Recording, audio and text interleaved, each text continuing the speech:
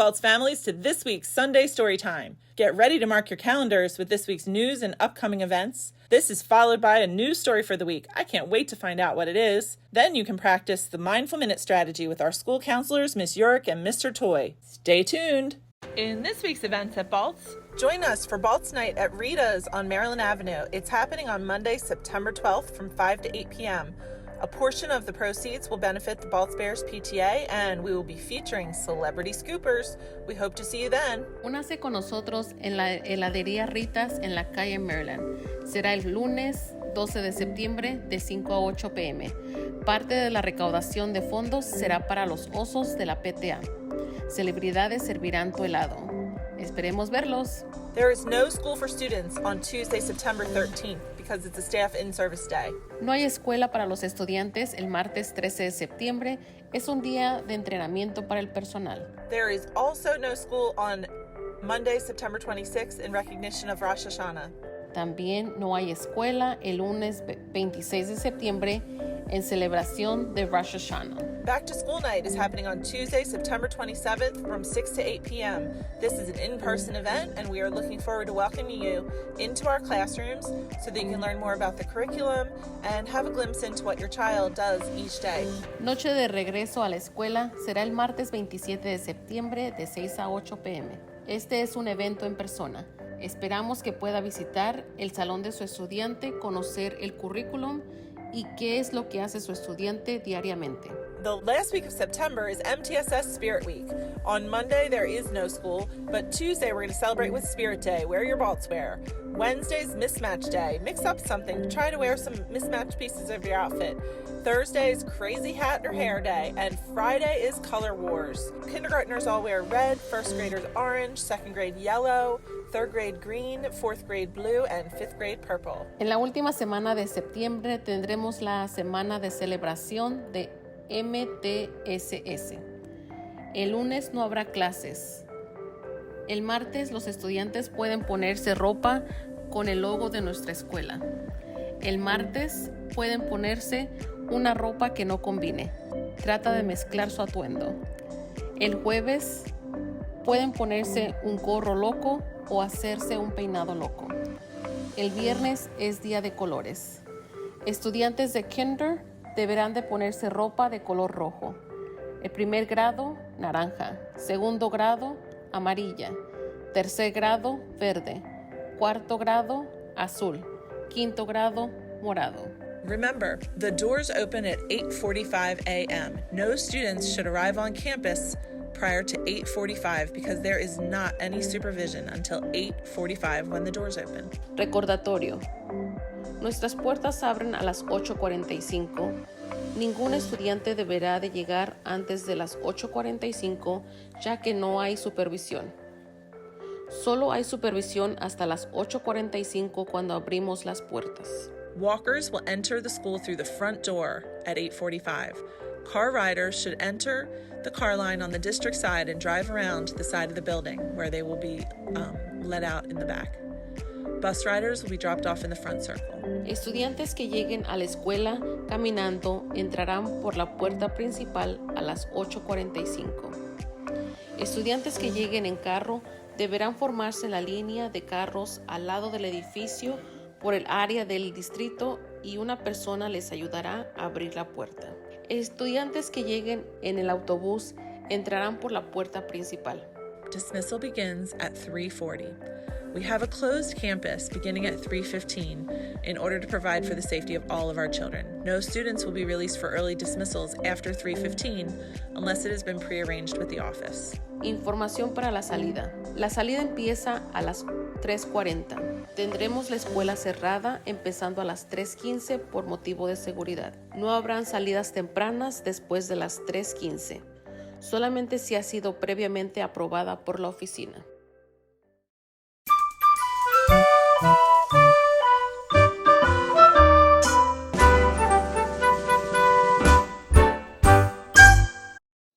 Good evening, boss families, and welcome to another episode of Sunday Storytime. My name is Mr. Wright, your assistant principal, and I am here tonight to read a fantastic, awesome story called Separate is Never Equal, Sylvia Mendez's and her family's fight for desegregation. Did you know that from September 15th to October 15th is the National Hispanic Heritage Month? And so over the next few weeks, we're going to read stories here at our Sunday Story Time that will commemorate and celebrate National Hispanic Heritage. Sylvia had on her black shoes. They were shiny new. Her hair was perfectly parted in two long trenzas.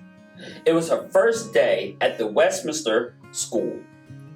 The halls were crowded with students. She was looking for her locker when a young white boy pointed at her and yelled, "Go back to Mexican school. You don't belong here." For the rest of the day, Sylvia did not speak or introduce herself in her classes. She kept her head down when walking in the halls. When she got home that afternoon, she told her mom, Felicita, what had happened. "I don't want to go to that school anymore. The kids are mean." "Sylvia," said her mother, "no sabes que por eso luchamos. Don't you know this is why we fought?" 3 years earlier, in the summer of 1944, Sylvia and her brothers Jerome and Gonzalo Jr. and their parents had moved from the crowded city of Santa Ana, California, to a farm in nearby Westminster. Her father, Gonzalo Mendez, had labored for years as a field worker, picking grapes and oranges. Now, he was leasing a farm. He was going to be the boss. On their new farm, they were going to grow asparagus, chilies, and tomatoes. As the summer came to an end and the first day of school neared, En Soledad drove Sylvia and her brothers and their cousins, Alice and Virginia, to the local public school on 17th Street so they could enroll.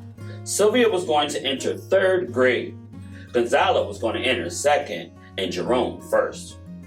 "What a handsome building," thought Sylvia as they pulled into the parking lot. Tall trees lined the street in front of the school. There was a playground with monkey bars and a red swing. When they walked into the school, they noticed that the hallways were spacious and clean. "I'm here to enroll the children in school," said En Soledad when they arrived at the principal's office. The secretary gave En Soledad 2 enrollment forms, one for Alice and one for Virginia. But she did not give her enrollment form for Sylvia and her brothers. "They cannot attend this school," said the secretary. "They must go to the Mexican school." "Why did I have to go to the Mexican school?" Sylvia wondered. She was not Mexican. She was American. She spoke perfect English. Her father was from Mexico, but he had become a U.S. citizen. Her mother was from Puerto Rico, which was a U.S. territory. En Soledad was quiet. "But we all live in this part of town." Sylvia looked at her cousins. They had light skin and long auburn hair, and their last name was Vidari. Their father was Mexican, but of French descent. Then she looked at her brothers, and at her own hands and bare arms. She wondered, is it because we have brown skin and thick black hair, and our last name is Mendez? "Rules are rules," said the secretary. "The Mendez children have to go to the Mexican school." "I will not be enrolling any of them then," said En Soledad, and she stormed out of the office, taking Sylvia and the other children with her. When they arrived home, En Soledad told Sylvia's father what had happened. Mr. Mendez told her not to worry. It was a big mistake. He would take care of it. He was a businessman, and he was used to dealing with people. The next day, Mr. Mendez met with Mr. Harris, the superintendent of the Westminster School. Mr. Mendez explained that his family had just moved to a nearby farm. "The public school on 17th Street is the closest school to our house, and my children should attend it." "Your children have to go to the Mexican school," said Mr. Harris. "But why?" asked Mr. Mendez. He was not giving an answer other than, "This is how it is done." In the following days, Mr. Mendez met with Mr. Atkinson, the county superintendent, Mr. Harris's superior, and then with the school board, which oversaw all of the schools in Orange County. But they all said the same thing: your children have to go to the Mexican school. "But why?" Mr. Mendez kept asking. no one would give him a satisfactory answer. That fall, Sylvia and her brothers had to attend Hoover Elementary, better known as the Mexican School, on Olive Street in the city of Westminster. The building was a clapboard shack and the halls were not spacious or clean. A cow pasture surrounded the school. The students had to eat their lunch outside and flies would land on their food. There was an electric wire that surrounded the pasture to keep the cows in. If you touched it, you received a shock. The school did not have a playground, not even a swing. The Mendez family did not give up.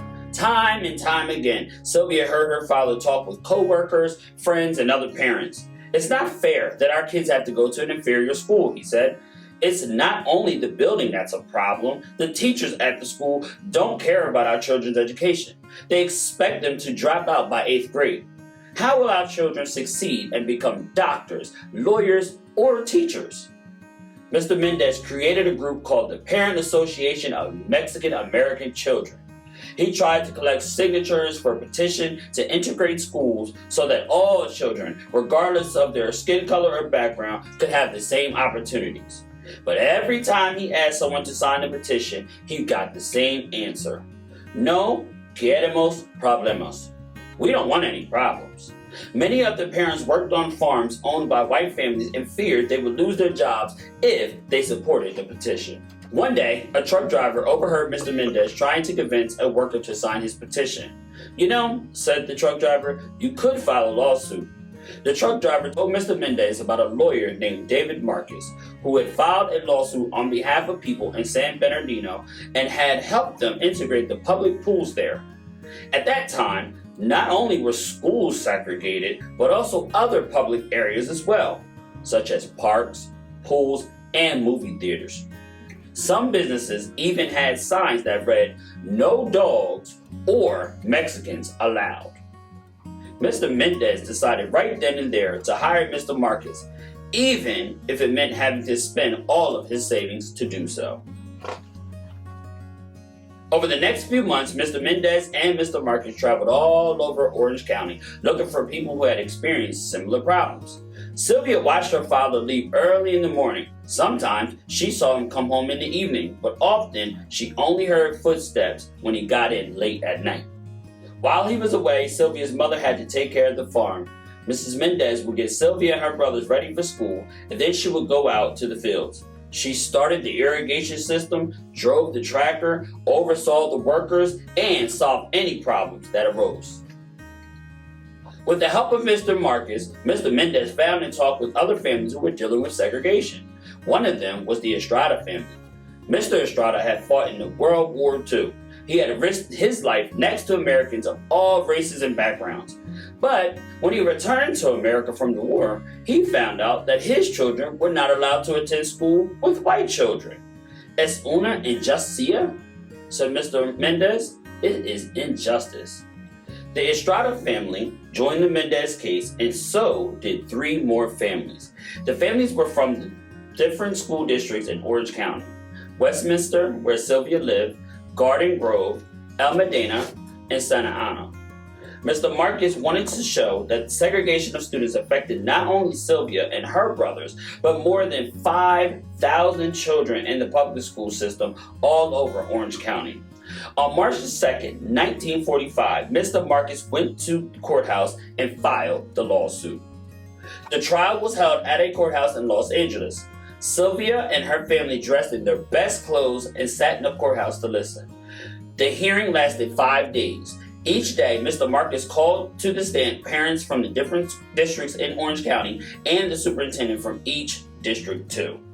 On the first day, Mr. Kent, the superintendent of Garden Grove District, was questioned.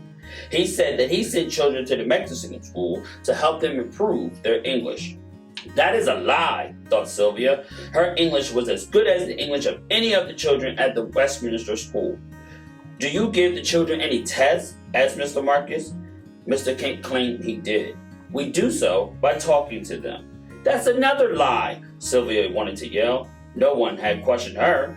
They rejected her from the Westminster school without asking her a thing. "For what other reasons do you send children to the Mexican school?" asked Mr. Marcus.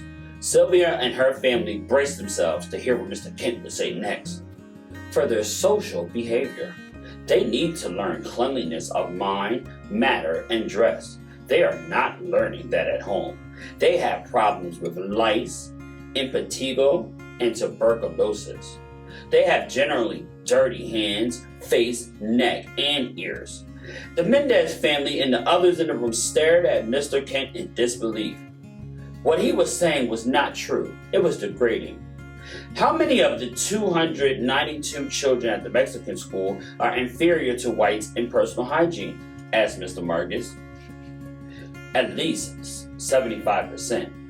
And in their scholastic ability, 75%? In what other respects are they inferior? In their economic outlook, in their clothing, and in their ability to take part in the activities of the school. Do you believe that white students are superior to Mexicans in respects that you have mentioned? Yes.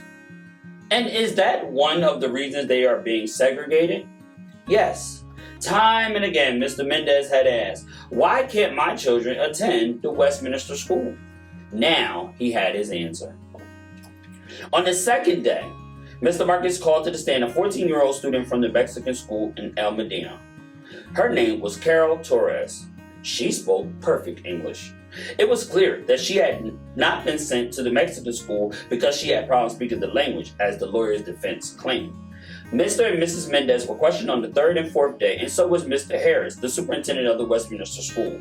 Sylvia was not called to the stand, but she was ready to testify if they asked her to. She tried looking for her best every morning, and she practiced she would have an answer. On the fifth and last day of the hearing, Mr. Marcus called to the stand two education specialists to explain why it was bad to segregate children into different schools. Segregation tends to give an aura of inferiority. In order to have the people of the United States understand one another, it is necessary for them to live together. And the public schools is one mechanism where all children of all people go, said one of them. The judge nodded his head. He seemed to agree with this. Judge Paul McCormick took almost a year to give his decision, but when he did, he ruled in favor of the Mendez family. In his ruling, he said that public education must be open to all children by unified school association regardless of lineage. This meant that everyone must be allowed to attend school no matter what his race or her race or background. The Mendez family made newspaper headlines. Sylvia's family was ecstatic, but they did not have much time to celebrate because the school board appealed the decision. That is, they asked for judges with more authority to review the case and change the result. The case was reviewed by the Court of Appeals in San Francisco. During the appeal, the Mendez family received support from the League of United Latin American Citizens, the National Association for the Advancement of Colored People, and the Japanese American Citizens League, as well as the American Jewish Congress and other organizations. These groups sent letters with information relevant to the case and asked the judge to rule in favor of the Mendez family. Sylvia was amazed that people of different backgrounds and from different parts of the country who had never met her family were getting involved in the case and trying to help them. But her mother said, "Cuando las cosas es justo, los demás te siguen." When you fight for justice, others will follow. On April 15, 1947, the judge in the Court of Appeals in San Francisco ruled in favor of the Mendez family again. That June, Governor Earl Warren signed the law that said that all children of California were allowed to go to school together regardless of race, ethnicity, or language. So remember, said Sylvia's mother, we fought to make sure you could attend a good school and have equal opportunities. Sylvia thought long and hard about what her mother said. The next day, she returned to the Westminster School. This time, she did not listen to any whispers. She ignored the children who pointed at her and called her names. Instead, she held her head up high. Her parents had fought not only for her and her brothers, but for all their classmates. Looking around, she saw that other children were smiling at her. By the end of the day, she had made a friend. And by the end of the school year, she had made many friends of different backgrounds. She knew that her family had fought for that. Thanks for watching, and don't forget to tune in next week for another episode of Sunday Storytime. Good night, goodbye, have a great week.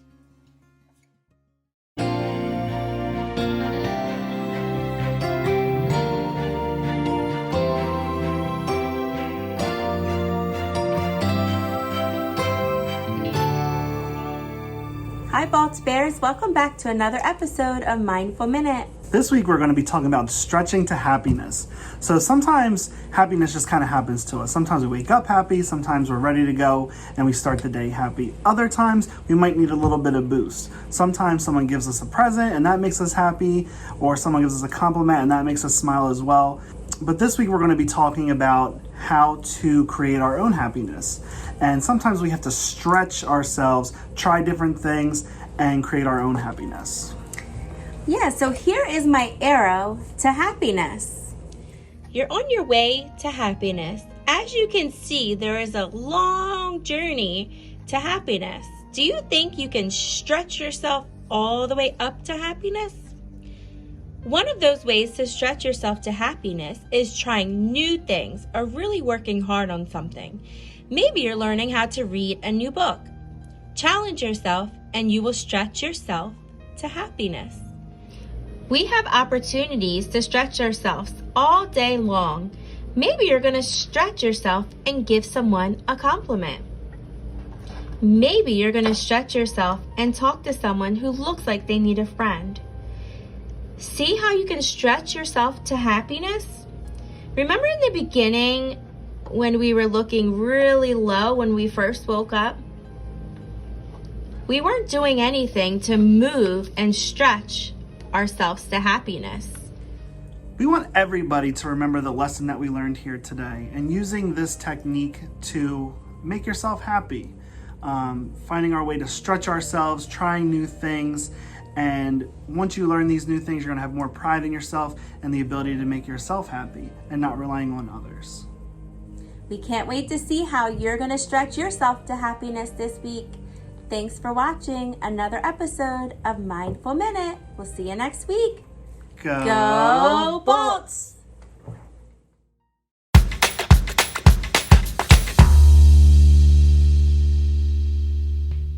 Hey Baltz Bears, it's Miss Persani, and I'm here with this week's big question.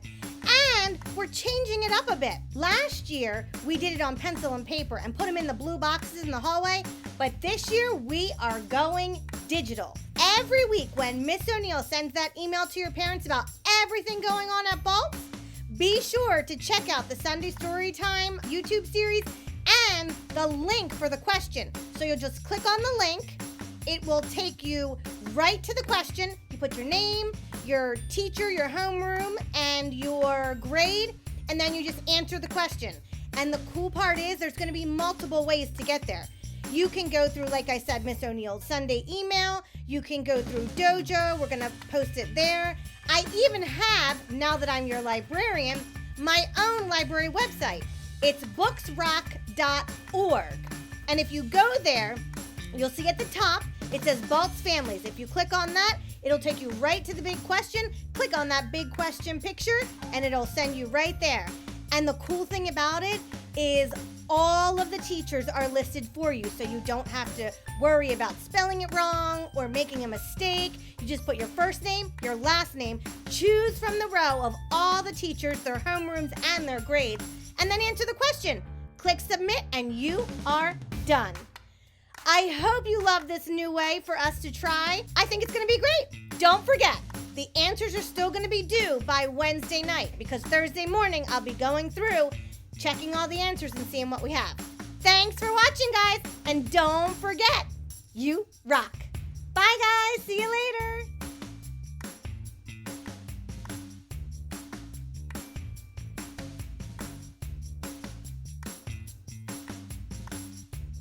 Hey guys, it's Miss Persani. Don't forget to like and share this video. And also, make sure you subscribe to my channel so you don't miss another episode. Thanks for watching, and don't forget, you rock. In 5, 4, 3. like getting ready for school. And show some nice stories and nice books. Oh my God. No. Oh, good. I'm sorry. I'm sorry. No sabes que por. Oh my God. Westminster. Oh my God. I messed up. They asked the judge for more. Oh my gosh. Sylvia's family was ecstatic. But when they. Oh my gosh. Aaron, get it together. The Mendez family made. I'm hot. Okay. But when they did not have much time, stop doing that. But they did not have.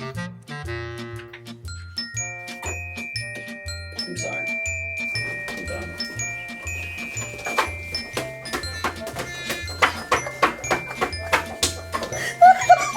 I'm hot.